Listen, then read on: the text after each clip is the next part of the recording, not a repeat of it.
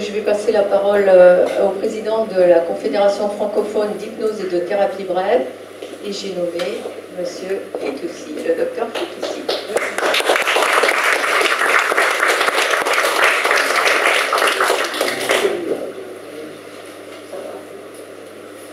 Bien, cher, vous m'entendez là, c'est bon? Cher Frédéric, cher Hugues, chers amis, un grand bravo pour l'organisation de ces 10e journées hypnotiques de Biarritz. C'est un grand plaisir à titre personnel et aussi en tant que président de la Confédération que d'être avec vous aujourd'hui dans ce cadre remarquable en compagnie de tous ces orateurs prestigieux dans cette belle ville de Biarritz et avec cette assemblée ici présente.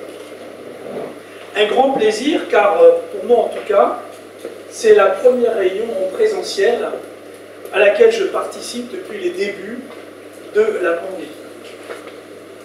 Et je retrouve avec grand plaisir tous ceux avec qui j'ai été en contact, téléphonique, Zoom, mail et autres Skype depuis 2 ans. Et je peux vous dire franchement, c'est pas la même chose. C'est beaucoup plus agréable. Alors, nous sommes tous ici réunis, grâce à vous, pour fêter un anniversaire, les 10 ans de ces journées.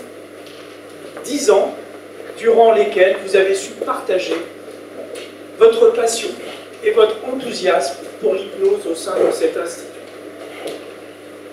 Bien sûr, vous ne l'avez pas fait seul, et vous avez su vous entourer d'une belle équipe, tant au niveau des formateurs qu'au niveau administratif. Vous avez su trouver votre place au sein du monde de l'hypnose. Une place singulière que vous avez occupée avec discrétion, rigueur et constance. Avec discrétion, sans grand tapage, en posant les briques les unes après les autres pour en faire ce bel édifice qu'est Hypnosio. Avec rigueur, comme en témoigne la compétence des formateurs et la qualité de ceux que vous avez formés. Vous avez ainsi, au fil du temps, professionnalisé le processus de formation en ayant comme fil conducteur, justement, la qualité.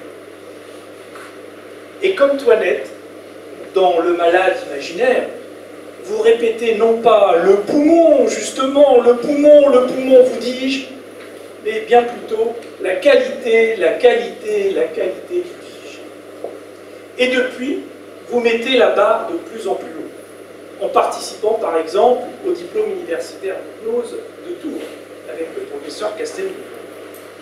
Cette rigueur et cette insistance sur la qualité n'ont pas empêché la convivialité, le plaisir et la bonne humeur d'être aussi au rendez-vous, pour le plus grand bonheur des participants à vos formations et congrès.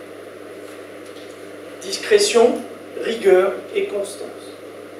Car année après année, vous avez su vous adapter aux multiples changements des autorités de tutelle, soucieuses d'encadrer de plus en plus les activités de formation, et à chaque fois vous avez été en pointe.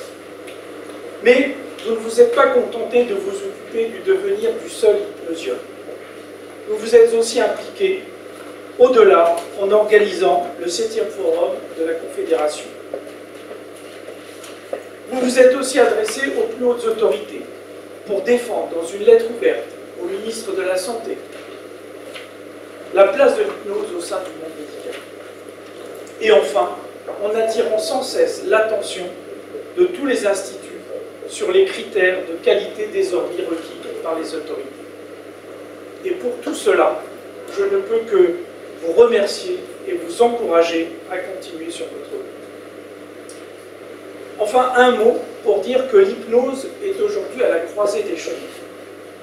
En 1980, on pouvait entendre sur l'antenne de France Culture prononcer ces mots. L'hypnose est morte. La grande psychanalyse qui disait ça. Force est de constater que le diagnostic était bien inexact. Aujourd'hui, nous faisons face à un défi presque opposé, où l'hypnose est mise partout, à toutes les sauces, et pas toujours les meilleures. hypnose de spectacle, hypnose de rue, hypnose proposée en franchise, et oui, vous pouvez acheter une franchise d'hypnose, hypnose pour tous ou hypnose reconversion professionnelle pour des personnes venant d'horizons parfois bien éloignés du monde de la santé. Dans ce contexte, les professionnels que nous sommes se doivent de faire montre d'une grande vigilance. Et c'est à cette vigilance que vous contribuez.